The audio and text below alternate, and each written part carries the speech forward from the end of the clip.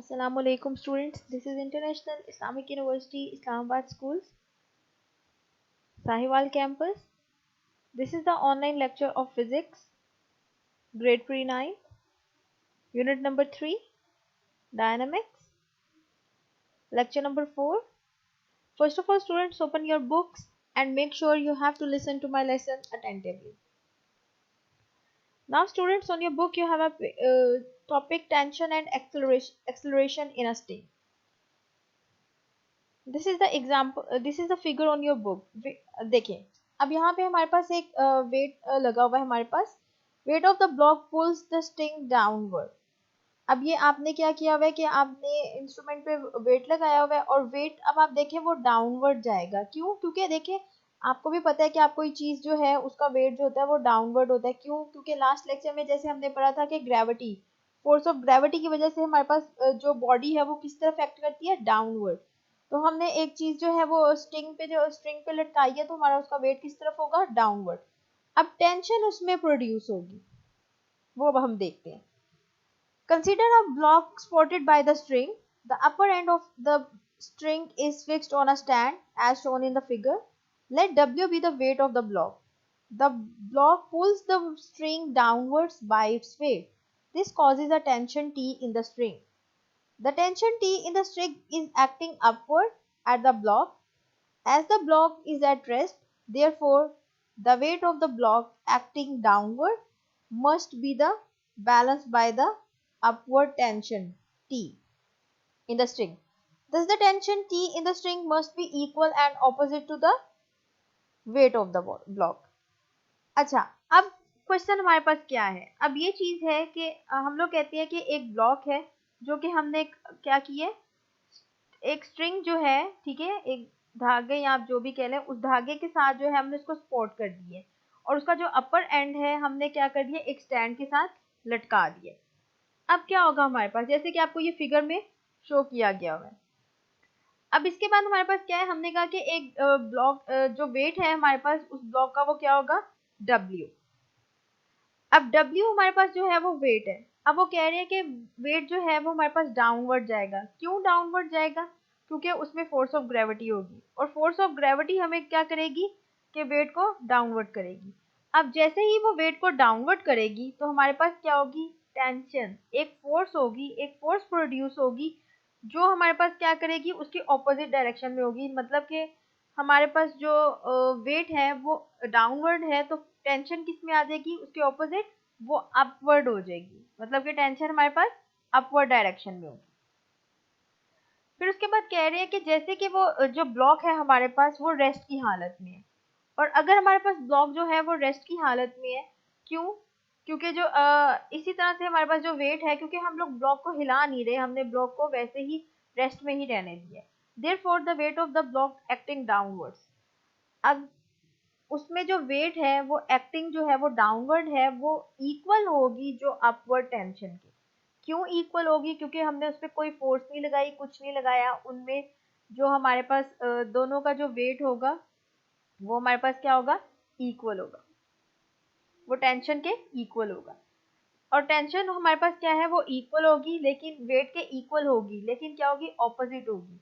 अगर क्योंकि हमारे पास वेट डाउनवर्ड है तो टेंशन हमारे पास क्या हो जाएगी? अपवर्ड हो जाएगी. यही चीज उन्होंने आपको बुक में एक्सप्लेन की है. अब नेक्स्ट हमारे पास क्या है? Vertical motion of two blocks attached to the ends of a string that passes over a frictionless pulley. Pulley आपको पता होता है कि वो जो होता है कि वो घूम रहा होता है, उसमें से वो हमारे पास इंस्ट्रूमेंट होता है, वो हम देखते हैं. ये जो चीज होती है इसको हम पुली कहते हैं. अब वो कह रहे हैं कि वर्टिकल मोशन के मतलब वो वर्टिकली होगा और वो वेट है तो डेफिनेटली वो डाउनवर्ड होगा. डाउनवर्ड जो है वो हम उसको अटैच कर दिए हमने दो दो बॉडीज को. अब इसमें एक नहीं है, हमने दो बॉडीज की बात की है और दोनों को हमने क्या किया? पीस ऑफ स्ट्रिंग के साथ अटैच कर दिए और वो फ्रिक्शनलेस पुली, मतलब उसमें हमारे पास फ्रिक्शन नहीं होगी. अब हमने फ्रिक्शन इन्वॉल्व नहीं करनी अपने इस एक्सपेरिमेंट में. फ्रिक्शनलेस हमारे पास ये होगा. ठीक है, हमने दो जो है वो हमने अटैच कर दी. अच्छा, अब नेक्स्ट हमारे पास क्या है? डेफिनेटली वेट है तो उनमें हमारे पास वेट भी आएंगे. ठीक है, अब मैंने कहा consider two bodies A and B of the masses m1 and m2। Body A का मैस में क्या कहती हूँ कि m1 है और बॉडी बी का मैस में क्या कहती हूँ m2 है। ये बॉडी ए है और ये बॉडी बी है। Let m1 is greater than m2 और हम सपोज कर लेते हैं कि हमारे पास m1 जो है वो ग्रेटर देन m2 है। आप यहाँ से भी देख सकते हैं कि ये देखिए ये ए जो है वो उसका वेट ज्यादा है और बी का वेट कम है। The bodies are attached to the opposite ends of an inextensible string। जो bodies जो है वो अटैच की गई हुई है opposite ends में, मतलब एक जो है अगर एक ये एंड में और एक दूसरे एंड में, दोनों को अटैच कर दिया। The string passes over a frictionless pulley। String जो है वो पास कर रही है फ्रिक्शनलेस पुली, मतलब उसमें फ्रिक्शन फोर्स नहीं होगी। The body A being heavier must be moving downward with some acceleration। जो बॉडी ए है वो हैवी है तो वो हमारे पास हैवी है बी की निस्बत, तो वो क्या करेगी डाउनवर्ड जाएगी, क्योंकि आपको पता है कि जिसका वेट ज्यादा होगा वो डाउनवर्ड की तरफ ज्यादा अट्रैक्ट करेगी और उसके अंदर कोई एक्सेलरेशन प्रोड्यूस हो जाएगा। लेट दिस एक्सेलरेशन बी ए। मैं कहती हूँ कि मैं कह देती हूँ कि ये जो एक्सेलरेशन है वो मेरे पास ए हो जाएगा। At the same time the body B attach to the other end of the string moves up the same acceleration. मैंने कहा कि जो दूसरे एंड पे जो हमने बॉडी बी लगाई हुई है उसके अंदर भी वेट है, उसको मैंने वेट कह दिया m2। अब वो भी डाउनवर्ड एक्ट कर रहा है, ठीक है, और वो भी सेम एक्सेलरेशन उसके अंदर आएगा। As the pulley is frictionless, जैसे कि पुली हमारे पास फ्रिक्शनलेस है, ठीक है, उसमें कोई फ्रिक्शन फोर्स नहीं है, तो हमारे पास hence tension will be the same. तो हमारे पास टेंशन क्या होगी सेम रहेगी थ्रू आउट द स्ट्रिंग। अब टेंशन हमारे पास क्यों सेम रहेगी, क्योंकि हमारे पास वो फ्रिक्शनलेस है। और फ्रिक्शन हमारे पास क्या होती है, फ्रिक्शनलेस हमारे पास होता है plane that doesn't exert any force on the block, ठीक है, वो कोई फोर्स हमारे पास जो है वो लगाएगा नहीं। इसलिए अब मैं कहती हूँ कि मेरे पास दोनों में अगर फ्रिक्शनलेस होगी तो इट्स मीन कोई फोर्स नहीं लगी और वो हमारे पास क्या हो जाएगा टेंशन हमारे पास प्रोड्यूस होगी और वो टेंशन हमारे पास क्या रहेगी सेम रहेगी, दोनों साइड्स पे सेम रहेगी throughout the string. Let the tension in the string be T, और जो स्ट्रिंग के अंदर टेंशन है वो क्या हो जाएगी हमारे पास टी। m2 जो वेट है ब्लॉक ए है वो भी टेंशन प्रोड्यूस करेगा, उसकी अपवर्ड वो भी सेम होगी जो कि टेंशन होगी ब्लॉक बी में। Since the body A moves downwards, hence its weight is m1g is greater than the tension in the string। अच्छा, अब वो कह रहे हैं कि जो बॉडी A है वो मूव कर रही है डाउनवर्ड, क्योंकि वो नीचे है उसका वेट ज्यादा है, hence its weight m1g is greater than the tension T in the string। तो उसका जो वेट है वो ज्यादा होगा टेंशन, क्यों, क्योंकि दोनों की टेंशन सेम है लेकिन इसका वेट हमारे पास ज्यादा है, तो इट्स मीन हमारे पास वेट जो है ए का m1g वो ज्यादा होगा टेंशन की निस्बत जो प्रोड्यूस हुई है हमारे पास। और आपको पता है कि जो टेंशन है वो अपवर्ड जो है वो मूव करेगी। So net force, total force हमारे पास क्या आ जाएगी on body A m1g minus T, कि मैं m1g वेट में से टेंशन को माइनस कर दूं। अब नेक्स्ट मेरे पास है according to Newton second law of motion. Newton का सेकंड लॉ ऑफ मोशन आप लोगों ने पढ़ा हुआ है, उसमें क्या था m1g minus T equal m1a। m1g minus T के मेरे पास क्या है फोर्स के इक्वल, तो मैंने फोर्स की वैल्यू लगा दी F इक्वल ma। तो मैंने यहाँ पे क्या किया F मेरे पास क्या है m1g minus T equal m मेरे पास क्या है m1a। मैं फर्स्ट जो ब्लॉक है उसकी बात कर रही हूँ। As body moves upward, hence its weight m2g is less than the tension T in the string। जो कि बॉडी मूव बी है वो मूव कर रही है अपवर्ड, ठीक है, तो उसमें हमारे पास वेट हमारे पास क्या होगा m2g। क्यों मूव अपवर्ड कर रही है, क्योंकि आपको पता है कि जब आप मेजरिंग इंस्ट्रूमेंट में देखते हैं कि जिस चीज का वेट कम होता है वो ऊपर होती है और जिसका वेट ज्यादा होता है वो नीचे की तरफ हो जाती है। तो इसलिए अगर दोनों को कंपेयर देखें तो बॉडी बी जो है वो मूव कर रही है अपवर्ड, बॉडी ए जो है वो डाउनवर्ड है। तो अब उसमें वेट क्या है हमारे पास m2g, तो m2g जो है वो वेट वो क्या होगा लेस देन फ्रिक्शन टी। तो यहाँ पे नेट फोर्स मेरे पास क्या आ जाएगी T माइनस मतलब अब मेरे पास T ज्यादा है, टेंशन ज्यादा है, और M2G क्या होगा, कम, क्योंकि वेट उसका कम है। तो यहाँ पे ये फोर्स आ गई, मैं न्यूटन के जो सेकंड लॉ है उसके अकॉर्डिंग मैं इसकी वैल्यूज पुट कर दूंगी। तो F इक्वल ma, तो यहाँ पे मेरे पास F क्या है, T माइनस M2G, और मेरे पास A क्या है, A ही है, और M क्या है, M2, तो ये आ जाएगा। अब मैं क्या करती हूँ, मैं दोनों इक्वेशंस को ऐड कर देती हूँ, तो मुझे एक्सेलरेशन मिल जाएगा। एक्सेलरेशन की वैल्यू सेम है, अगर आप देखें एक्सेलरेशन सेम है, तो मैं क्या करती हूँ, दोनों इक्वेशंस को ऐड कर देती हूँ। तो मैंने इन दोनों को इक्वेशंस को जब ऐड किया तो मेरे पास टी से कैंसिल हो जाएगा, क्योंकि ये माइनस है और ये प्लस है, तो ये मेरे पास टी से कैंसिल हो जाएगा। पीछे क्या बच जाएगा, m1g minus m2g over m1 plus m2, और यहाँ पे a। मैंने इनको अरेंज कर लिया, मैंने इसको रीअरेंज कर लिया, तो मेरे पास a की वैल्यू आ गई है m1 minus m2 over m1 plus m2g। तो ये मेरे पास एक्सेलरेशन आ गया। डिवाइडिंग इक्वेशन 3.7, इस 3.7 को मैं 3.6 से डिवाइड कर देती हूँ, तो फिर आपके पास ये चीज आ गई।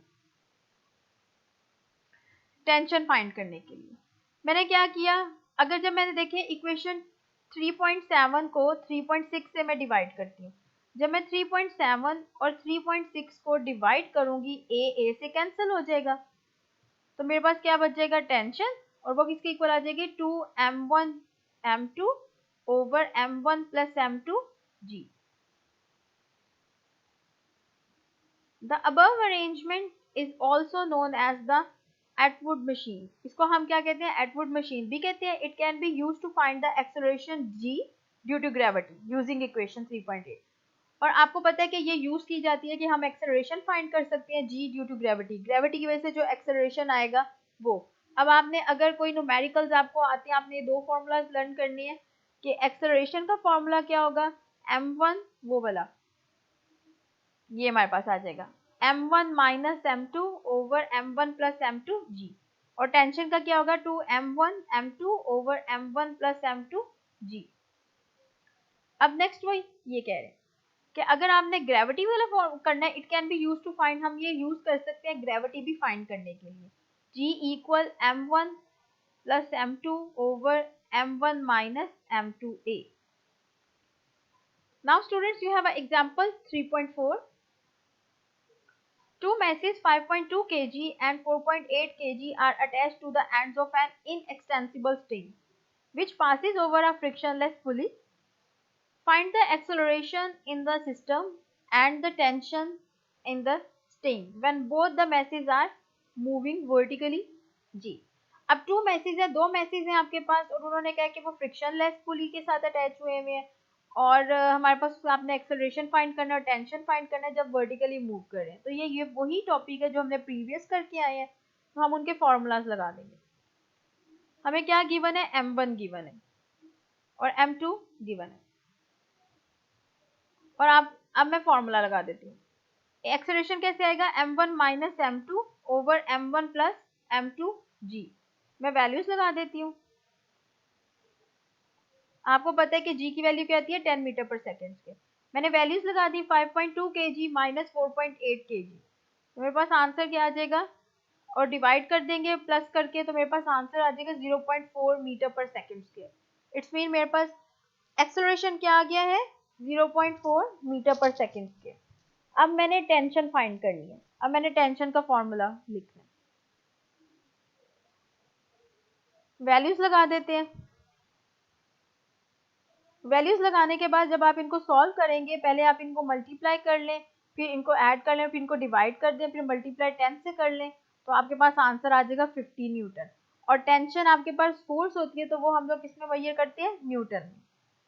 मेक श्योर स्टूडेंट्स आप लोगों ने इनके यूनिट्स लिखना नहीं भूलें, यूनिट्स आपने लाजमी साथ में लिखने। तो ये आपके पास एग्जाम्पल सोल्व होगी। Thus, the acceleration in the system is 0.4 meter per second square and tension in the string is 50 Newton. Now students, you have a homework assignment, long question. You have to learn this question. For long question, vertical motion of two bodies attached to the ends of a string that passes over a frictionless pulley. This is your long question. So learn it. Example number 3.4 and do the practice of example number 3.4. Short questions. Tension and acceleration in a sting. What is tension and acceleration in a sting? Not learn both topics. You have to learn both topics. Now students, this is the end of our lesson. Allah Hafiz.